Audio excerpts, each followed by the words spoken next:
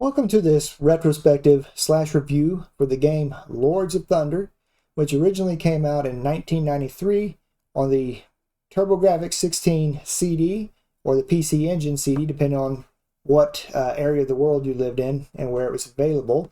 For those of us in North America, it would be the Turbo CD. So anyway, a little over 30 years old, and we're going to just revisit this shooter from back in the day. You know, the Turbografx was known for a lot of really good shooters, and I definitely think this one lives up to the billing for certain. And there's a couple of minor nitpicks I have for the game, to be completely honest. One of them is the cutscenes here.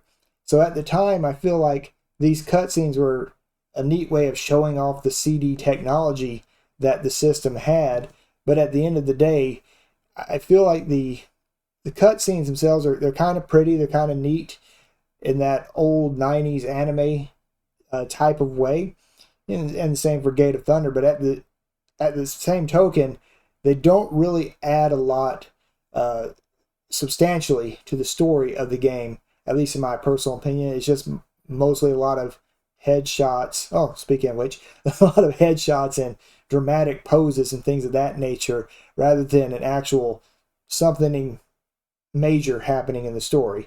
So from that perspective, I think the little video cutscenes are probably one of the aspects of the game that actually holds up the least overall.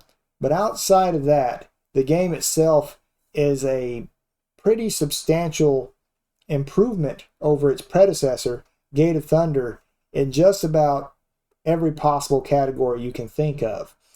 And I have to say that I was very impressed with this game. Now, I made this video footage here, I think last night actually is when I made this background footage.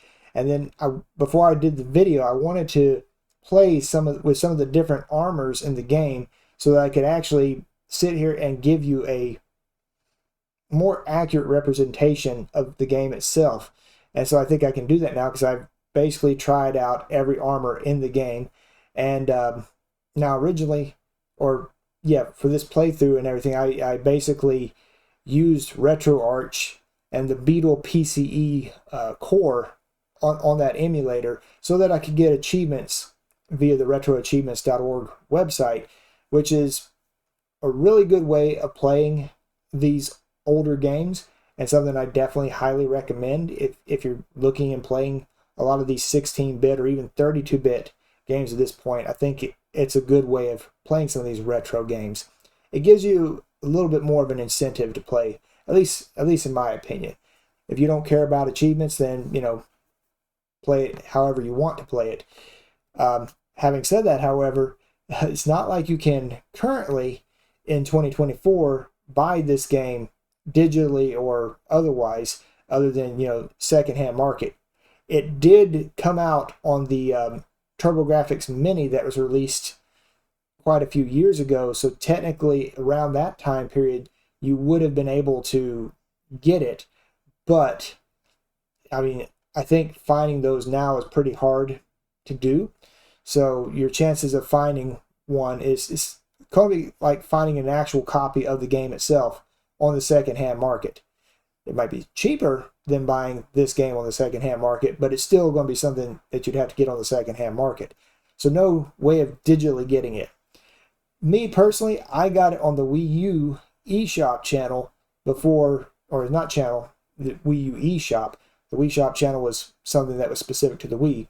But on the Wii U eShop channel, they had this game available, not Gate of Thunder for some reason, but they did have this game available. So I waited until basically the eShop was shut down by Nintendo, and then I decided to pull the trigger and buy this game.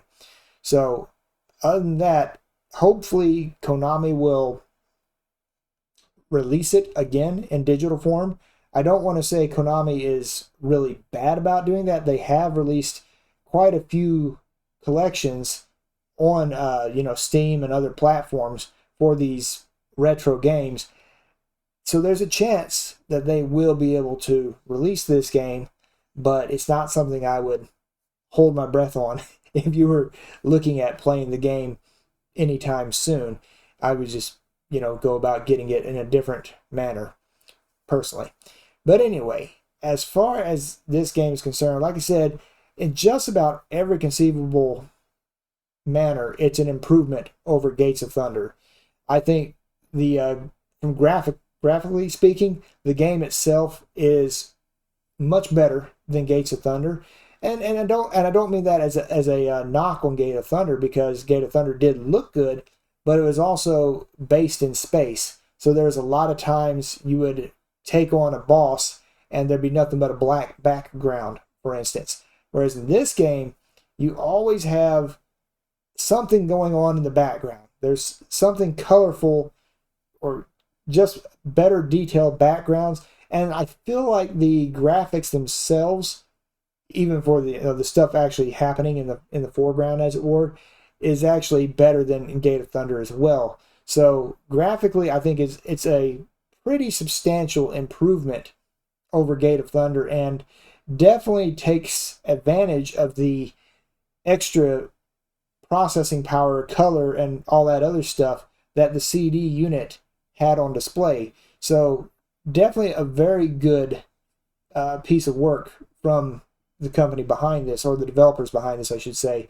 to take advantage of all that stuff. So very, very big improvement there. But also the music. Now, to be fair, this game kind of had the soundtrack that I was expecting Gate of Thunder to have as well. And I wasn't disappointed. Well, I didn't dislike the Gate of Thunder soundtrack, but I guess I was just thinking it would be more like what I got in this game. And this game, the soundtrack, I feel like, is just really, really good in Lords of Thunder from the word go. I mean, you have that heavy metal soundtrack, and it's just pretty prevalent throughout the entire game, and I thought it was just pretty awesome. So even in my opinion, the soundtrack is a big improvement over Gate of Thunder. I mean, I feel like soundtracks are in a way a bit subjective, so your mileage may vary, but as far as I'm concerned, I feel like it was definitely an improvement. But like I said, your feelings may be a little bit different on that than mine. So I'll keep that in mind for sure. But other than that, other than the soundtrack itself, I think the actual sound effects in the game were actually quite a bit better. I mean, Gate of Thunder, the sound effects were decent for the most part. There was this one area towards the very end where the engine, I guess engine exhaust was like made a really weird noise, and it was very annoying to me in Gate of Thunder. And I can't really say there was anything like that in this game. So even from a sound effects perspective, I feel that this game was a big improvement over Gate of Thunder. Difficulty. I think the game's difficulty is noticeably more difficult than Gate of Thunder, at least in my opinion. Part of that has to do with the fact that you have the ability to do any stage in any order, and so the first preliminary 6 stages I feel are about the same difficulty with each other. So I can't really think off the top of my head, is there any stage that was more or less challenging than the others, and the answer is probably not. Especially after replaying it, I definitely feel like they were all fairly equally challenging. Now, one thing I will say, though, is not equally challenging is the armors. My favorite color is red. I'll go ahead, freely admit that. So I was kind of predisposed to use the fire armor, and that was probably a mistake, because my goodness, the water armor is just so much better than the fire armor in this game. And even the wind armor is actually really good, at least from my personal perspective. In fact, when I was replaying the game, I beat all 6 of the initial stages and got to the final boss with the wind armor. That's how well it worked. But I think that the the water armor does edge out the wind armor just a little bit, in the fact that basically the water armor is like the spread weapon, as it were, from Gate of Thunder. But unlike Gate of Thunder, it's a spread weapon that you can't lose. And even at its basic, level of power, because there's 3 levels of power for every weapon. Even at its basic level of power, the water armor weapon is just really good. And if you power it up all the way, you can shoot in all 3 directions. So the water armor is just by far the best armor in the game, which is probably why in the cutscenes, that's why Lord Landis is wearing that armor all the time, because it is that good. Now, I would say maybe not by far, maybe that's not a good way of saying it, because I feel like the wind armor is also a pretty good armor. Maybe not quite as good as the water armor, but pretty decent. It's kind of comparable to the laser weapon, like a powered up laser weapon in Gate of Thunder, at least in my opinion, basically. So from that perspective, it's actually a pretty decent weapon as well. Yeah, so I would definitely say the water and wind armors are probably my preferred armors in the game. I played a little bit with the earth armor, but I don't know if I can say I'm as familiar with it. But I think at the end of the day, I think definitely the wind, or excuse me, the water armor by far is probably the best. Well, by far over the earth and fire armors. But definitely water and wind, playing with those is definitely something, if you're first time to this game, that's probably what you should use, and not the fire armor like I did, which probably definitely contributed to the difficulty of the game being somewhat hard for me the first time around. Now, to be fair, part of that could have also been me getting a little bit better at the game, because I played through the stages so many times at that point. I was actually pretty familiar with them. So I'm sure that had something to do with it, but I feel like the armors themselves were probably the bigger improvement for me, really.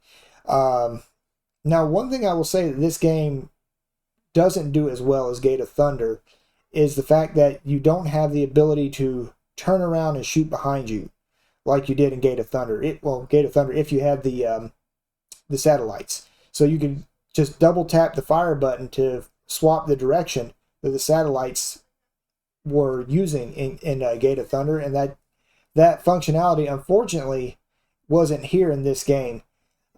Maybe that was a conscious decision to increase the difficulty level.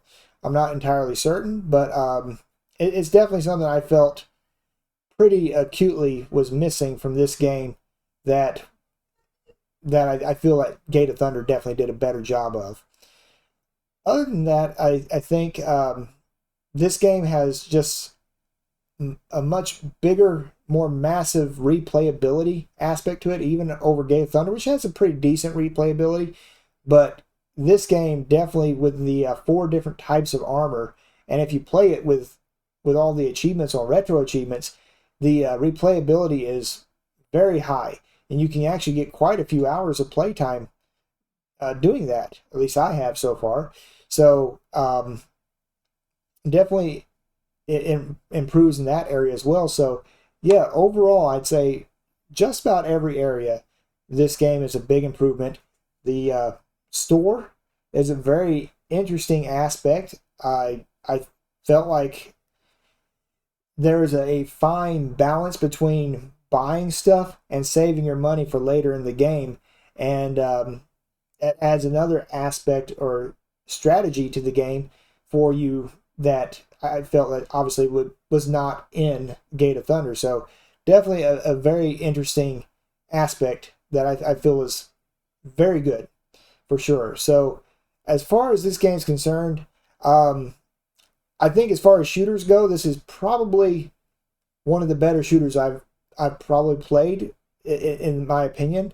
I just think as far as shooters go, this is a very good one, and definitely worth all the hype that I've heard about it, for certain. if you're into shooters, definitely give this one a try. But if you're interested in anything to do with the Turbografx library because you never had one or you're just interested in trying it out, I think this game is probably a prime example of the best that the Turbografx had to offer for certain, and highly recommend it. And I think I would probably give this, I'd say I'd give it a 90% on the rating. It's definitely an extremely good game, and you'll get a decent bit of time playing it. It still can be kind of short, and nowadays with games wanting to have a little bit more playtime available, it's not really a big time investment to play through the game, even if you are not the greatest, like I'm not at times for sure. But I feel like the game itself is definitely warranted a 90 percentile score. And if you like shooters, definitely give this one a try. I think it's a great game, great time, and 2 thumbs up. Anyway, thank you very much for watching this video, and I'll see y'all in the next one. Take care.